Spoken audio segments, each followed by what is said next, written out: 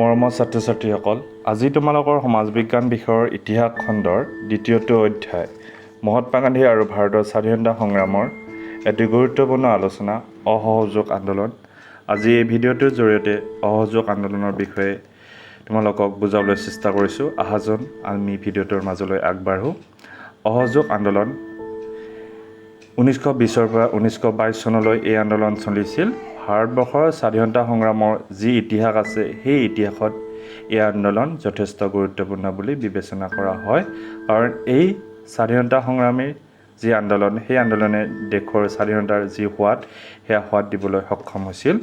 আৰু ভাৰতবৰ্ষৰ যি স্বাধীনতাৰ প্ৰথম আন্দোলন, যি আন্দোলন মহাত্মা গান্ধীয়ে ব্ৰিটিছ বাহিনীক যাতে চাপৰ সৃষ্টি কৰিব পাৰে বা ব্ৰিটিছৰ যি শাসন গোষ্ঠী সেই আমাৰ দেশত দীৰ্ঘদিন ধৰি শাসন কাৰ্য চলাই আছিল, আৰু সেই শাসনৰ ফলত তেওঁলোকে যি অন্যায় অত্যাচাৰ অবিচাৰ কৰিছিল তাৰ বিৰুদ্ধে কি আছিল, এয়া সংঘবদ্ধ সংগ্ৰাম। এই আন্দোলন কিয় হৈছিল, কেনেকৈ হৈছিল সেই বিষয়ে মই এই ভিডিঅ'টোৰ জৰিয়তে তোমালোকক বুজাবলৈ চেষ্টা কৰিম। তোমালোকে স্ক্ৰীনত দেখিছা যে মহাত্মা গান্ধীয়ে যিবোৰ কিতাপ লিখিছিল সেই কিতাপসমূহৰ ভিতৰত এইখন এখন গুৰুত্বপূৰ্ণ কিতাপ হিন্দ স্বৰাজত তেওঁ এটা কথা স্পষ্টভাৱে লিখিছিল যে ভাৰতবৰ্ষত যদি ব্ৰিটিছ শাসক গোষ্ঠীয়ে শাসন চলাই আছে তাৰ মূল কাৰণটো হৈছে আমি ভাৰতীয়সকল, কাৰণ আমি ভাৰতীয়সকলে সহযোগ কৰি আছোঁ শাসক গোষ্ঠীটোত। ইয়াত এটা প্ৰশ্ন হয় যে তোমালোকক সুধিব পাৰে কিদৰে ভাৰতীয় লোকসকলক আমি সহায় কৰিছোঁ। মহাত্মা গান্ধীয়ে তেতিয়া কৈছিল যে তেওঁলোকৰ যি কাপোৰ সেই কাপোৰ বজাৰত আনি দিছে, সেইবোৰ আমি ব্যৱহাৰ কৰিছোঁ। তেওঁলোকৰ যি আইন প্ৰণয়ন কৰিছে আমি সেইবোৰ মানি লৈছোঁ। তেওঁলোকে যিবোৰ স্কুল খুলিছে আমি তাত ল'ৰা ছোৱালী পঢ়ুৱাইছোঁ। এনেদৰে আমি কি কৰিছোঁ, তেওঁলোকৰ আমি সহযোগ কৰিছোঁ। তেওঁলোকৰ যি প্ৰশাসন ব্যৱস্থা গঢ়ি তুলিছে আমি সেই প্ৰশাসন ব্যৱস্থা মানি লৈছোঁ, সহযোগিতা কৰিছোঁ। কথাটো যে আমি যদি ব্ৰিটিছ শাসক গোষ্ঠীক যদি ভাৰতৰ পৰা খেদিব বিচাৰোঁ কি কৰিব লাগিব, প্ৰথমে আমি এই শাসক গোষ্ঠীটোক চাপ সৃষ্টি কৰিব লাগিব যে অসহযোগিতাৰ কাৰ্যসূচী হাতত ল'ব লাগিব। তোমালোকৰ স্ক্ৰীনত মই আৰু এবাৰ দেখুৱাই দিছোঁ যে ভাৰতৰ স্বাধীনতা সংগ্ৰামৰ ইতিহাসত অসহযোগ আন্দোলন এক গুৰুত্বপূৰ্ণ অধ্যায়। ভাৰতৰ জাতীয় কংগ্ৰেছৰ নেতৃত্বত এই আন্দোলন 1920 পৰা 1922 চনলৈ চলিছিল। মহাত্মা গান্ধীৰ সবল নেতৃত্বত এই আন্দোলন অহিংসা পথেৰে ব্ৰিটিছ প্ৰশাসনৰ পৰা ভাৰতবৰ্ষক মুক্ত কৰিবলৈ দৃঢ় প্ৰতিজ্ঞ হৈছিল। আন্দোলনকাৰীসকলে বিভিন্ন সামগ্ৰী কিনিবলৈ অমান্তি হৈছিল আৰু থলুৱা কুটীৰ শিল্প সামগ্ৰী বজাৰত ব্যৱহাৰ কৰিছিল।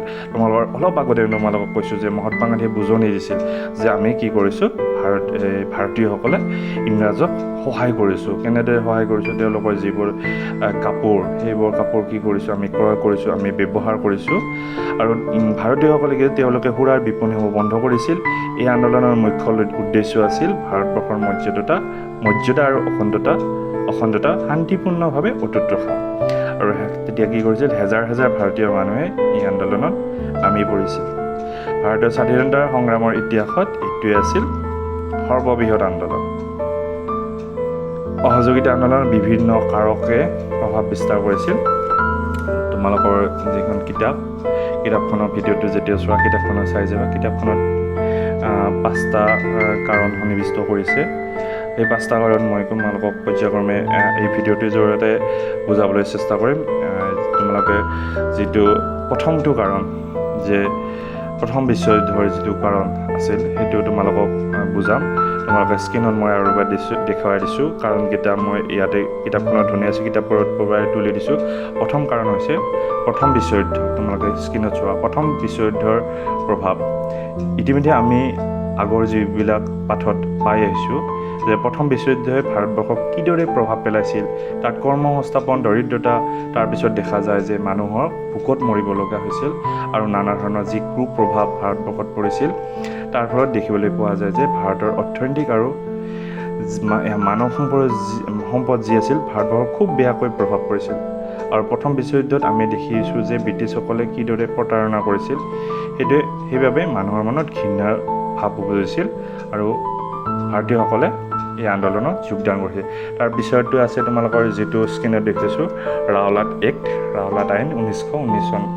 ৰাওলাটক মই বুজাই দিছোঁ। 1917 চনত ভাৰতৰ গভৰ্ণৰ জেনেৰেল লৰ্ড চেমছফৰ্ডে ন্যায়াধীশ ছিডনী ৰাওলাটৰ অধ্যক্ষতাত বিদ্ৰোহী কাৰ্যকলাপৰ প্ৰকৃতি আৰু পৰিসৰৰ বিষয়ে অনুসন্ধান কৰিবলৈ এখন আয়োগ গঠন কৰিছিল।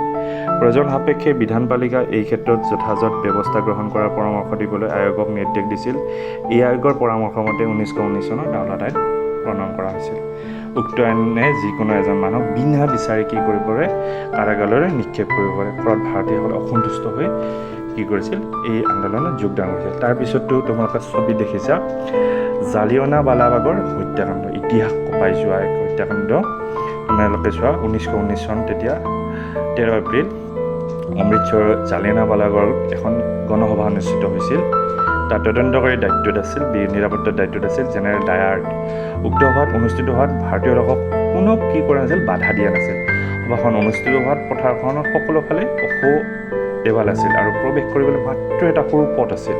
সভাখন অনুষ্ঠিত হৈ থাকোঁতে কি কৰিছিল, হঠাতে জেনেৰেল ডায়াৰ্ডে নিৰ্দেশক্ৰমে নিৰাপত্তাৰক্ষী অসহায় এই নিৰস্ত্ৰ ভাৰতীয় মানুহক নিৰ্দয়ভাৱে গুলী চলাবলৈ আৰম্ভ কৰিছিল আৰু এই নিৰ্দয় গুলীত শ শ ভাৰতীয় লোক মৃত্যুবৰণ কৰিছিল আৰু বহু লোক কি কৰিছিল, চিৰদিনৰ বাবে পংগু হৈ পৰিছিল।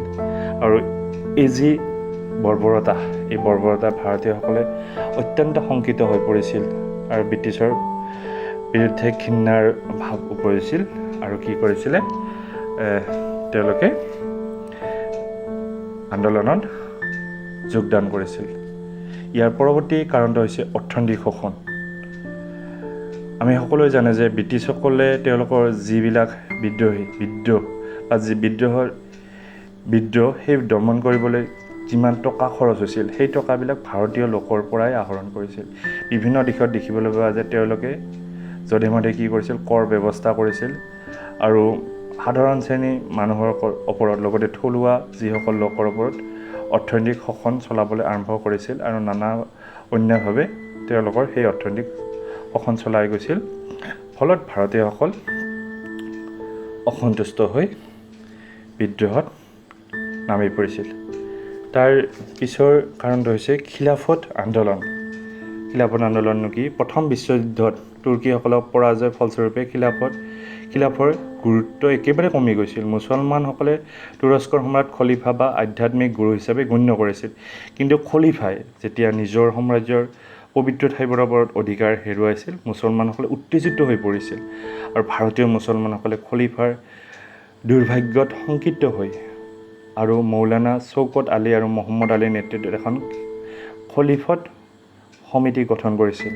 সেই সমিতিৰ উদ্দেশ্য আছিল ইছলাম আধ্যাত্মিক গুৰু খলিফাক পূৰ্বৰ মৰ্যাদালৈ ঘূৰাই অনা আৰু এই ভাৰতীয় মুছলমানসকলেও মহাত্মা গান্ধীৰ নেতৃত্বত এই আন্দোলনত পূৰ্ণ সহযোগিতা কৰিছিল।